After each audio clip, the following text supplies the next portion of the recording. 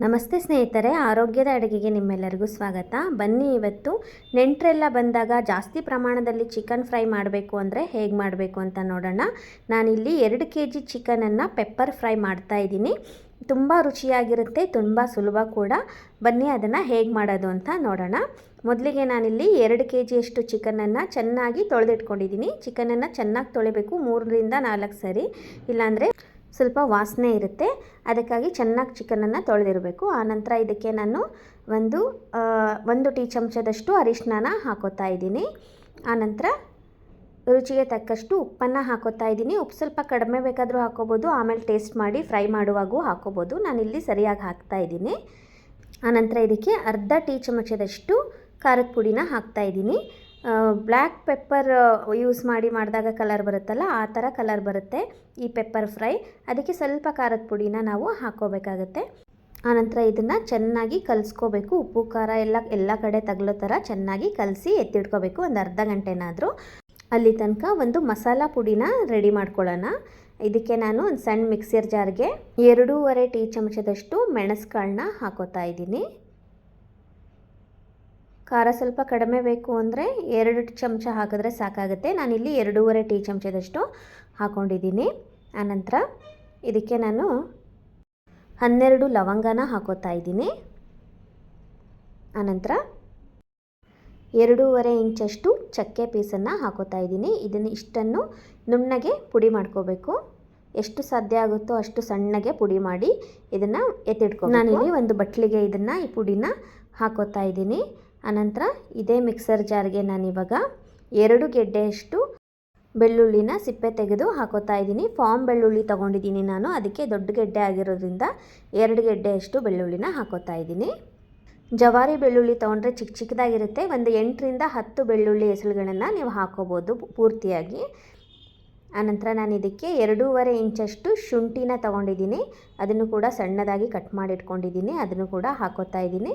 ಇದನ್ನು ಇವಾಗ ನಾವು ಪೇಸ್ಟ್ ಥರ ನುಣ್ಣಗೆ ರುಬ್ಬಿ ರೆಡಿ ಮಾಡಿ ಇಟ್ಕೋಬೇಕು. ಆನಂತರ ಒಂದು ಬಾಣಲೆನ ಇಟ್ಕೋತಾ ಇದ್ದೀನಿ. ಬಾಣಲೆಗೆ ಒಂದು 50 ಗ್ರಾಮ್ನಷ್ಟು ಎಣ್ಣೆನ ಹಾಕೋತಾ ಇದ್ದೀನಿ. ಎಣ್ಣೆ ನೋಡಿ ಹಾಕ್ಕೊಳ್ಳಿ. ಚಿಕನ್ ಕೂಡ ಎಣ್ಣೆ ಬಿಟ್ಕೊಳ್ಳುತ್ತೆ ವಿತ್ ಸ್ಕಿನ್ ಇದ್ದರೆ.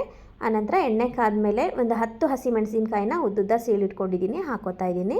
ಹಸಿಮೆಣಸಿನ್ಕಾಯಿ ಚೆನ್ನಾಗಿ ಫ್ರೈ ಆಗಬೇಕು, ಆವಾಗ ಖಾರ ಚೆನ್ನಾಗಿ ಬಿಟ್ಕೊಳ್ಳುತ್ತೆ. ಆನಂತರ ಒಂದು 2 ಹಿಡಿಯಷ್ಟು ಕರಿಬೇವನ್ನು ಹಾಕೋತಾ ಇದ್ದೀನಿ. ಕರಿಬೇವು ಕೂಡ ಒಳ್ಳೆ ಘಮ ಕೊಡುತ್ತೆ ಚಿಕನ್ ಫ್ರೈಗೆ. ಆನಂತರ ರುಬ್ಬಿಟ್ಟಂಥ ಶುಂಠಿ ಬೆಳ್ಳುಳ್ಳಿ ಪೇಸ್ಟನ್ನು ಹಾಕೋತಾ ಇದ್ದೀನಿ. ಹಾಕ್ಕೊಂಡು ಇದನ್ನು ಚೆನ್ನಾಗಿ ಹಸಿ ವಾಸನೆ ಹೋಗೋವರೆಗೂ ಚೆನ್ನಾಗಿ ಫ್ರೈ ಮಾಡ್ಕೋಬೇಕು. ನೋಡಿ, ಎಣ್ಣೆ ಬಿಟ್ಕೋತಾ ಇದೆ. ಇವಾಗ ಪುಡಿ ಮಾಡಿ ಇಟ್ಕೊಂಡಿದ್ವಲ್ಲ, ಆ ಪುಡಿನ ಹಾಕೋತಾ ಇದ್ದೀನಿ, ಮೆಣಸು ಪುಡಿನ ಹಾಕ್ಕೊಂಡು ಸಣ್ಣ ಉರಿ ಇಟ್ಕೋಬೇಕು. ಇವಾಗ ಸಣ್ಣ ಉರಿ ಇಟ್ಕೊಂಡು ಚೆನ್ನಾಗಿ ಬಾಡಿಸ್ಕೋಬೇಕು. ಆನಂತರ ನೆನೆಸಿಟ್ಟಿದ್ವಲ್ಲ ನಾವು ಖಾರದ ಪುಡಿ, ಉಪ್ಪು, ಅರಿಶಿನ ಎಲ್ಲ ಹಾಕಿ ಚಿಕನನ್ನು, ಅದನ್ನು ಪೂರ್ತಿಯಾಗಿ ಹಾಕೋತಾ ಇದ್ದೀನಿ. ಇವಾಗ ಮಧ್ಯಮ ಉರಿನಲ್ಲಿ ಇಟ್ಕೊಂಡು ಚೆನ್ನಾಗಿ ಇದನ್ನು ಮಿಕ್ಸ್ ಮಾಡಬೇಕು.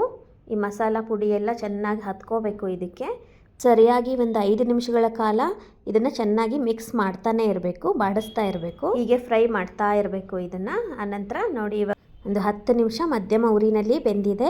ಇವಾಗ ಮುಚ್ಚಿಟ್ಬಿಡೋಣ. ಒಂದು 10 ನಿಮಿಷ ಸಣ್ಣ ಉರಿನಲ್ಲಿ ಬೇಯಬೇಕು. ಇದು ಬಿಡೋಣ. ಇವಾಗ ಉರಿ ಪೂರ್ತಿ ಸಣ್ಣ ಇರಬೇಕು, ಜಾಸ್ತಿ ಉರಿ ಇದ್ದರೆ ಹೊತ್ತೋಗುತ್ತೆ. ನೋಡಿ, ಇವಾಗ ಒಂದು 8 ರಿಂದ 10 ನಿಮಿಷ ಆದಮೇಲೆ ತೆಗೆದು ನೋಡ್ತಾ ಇದ್ದೀನಿ. ಎಷ್ಟು ಚೆನ್ನಾಗಿ ನೀರು ಬಿಟ್ಕೊಂಡಿದೆ. ಇದಕ್ಕೆ ಈ ಫ್ರೈಗೆ ನಾವು ನೀರು ಹಾಕೋ ಅವಶ್ಯಕತೆ ಇಲ್ಲ. ಚಿಕನ್ ಕೂಡ ತುಂಬ ನೀರು ಬಿಟ್ಕೊಳ್ಳುತ್ತೆ. ಇವಾಗ ನೀರು ಚೆನ್ನಾಗಿ ಬಿಟ್ಕೊಂಡಿದೆ. 3/4 ಭಾಗದಷ್ಟು ಚಿಕನ್ ಬೆಂದಿದೆ ಆಲ್ರೆಡಿ. ಇವಾಗ ಇನ್ನೊಂದು ಸ್ವಲ್ಪ ಚಿಕನ್ ಬೇಯಬೇಕು. ಈ ನೀರನ್ನೆಲ್ಲ ನಾವು ಇಂಗಿಸ್ಬೇಕು.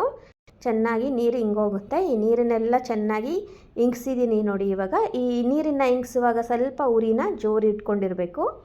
ಮಧ್ಯಮ ಉರಿ ಇತ್ತಲ್ಲ, ನಾವು ಮುಚ್ಚಳ ಮುಚ್ಚಿದಾಗ ಪೂರ್ತಿ ಉರಿನ ಸಣ್ಣ ಮಾಡಿರ್ತೀವಿ. ಆನಂತರ ನೀರು ಬಿಟ್ಕೊಂಡ್ಮೇಲೆ ಸ್ವಲ್ಪ ಉರಿನ ಜಾಸ್ತಿ ಇಡಬೇಕು. ಆನಂತರ ನೀರು ಇಂಗೋ ತನಕನೂ ಈ ಥರ ಚೆನ್ನಾಗಿ ಫ್ರೈ ಮಾಡಬೇಕು. ಇವಾಗ ಚಿಕನ್ ಪೂರ್ತಿಯಾಗಿ ಬೆಂದಿದೆ.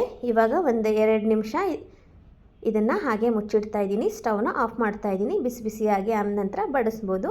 ನೋಡಿ, ಬಣ್ಣ ಕೂಡ ಎಷ್ಟು ಚೆನ್ನಾಗಿ ಬಂದಿದೆ, ತುಂಬ ರುಚಿಯಾಗಿರುತ್ತೆ.